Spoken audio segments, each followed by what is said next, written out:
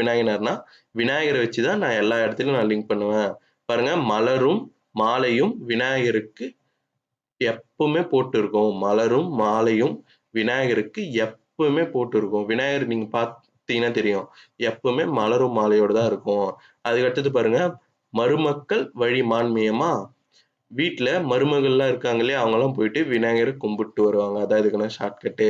அதுக்கு அடுத்தது பாருங்க, குழந்தை செல்வம் அப்படின்னு இருக்கா. இதுக்கான ஷார்ட்கட் வந்து பார்த்தீங்கன்னா, குழந்தை செல்வம் வேண்டி விநாயகர போய் கும்பிட்டு வராங்க. குழந்தை செல்வம் வேண்டி விநாயகர போய் கும்பிட்டு வராங்க. அதுக்கு அடுத்தது பாருங்க, ஆசிய ஜோதின்னு இருக்கா. ஆசிய ஜோதி.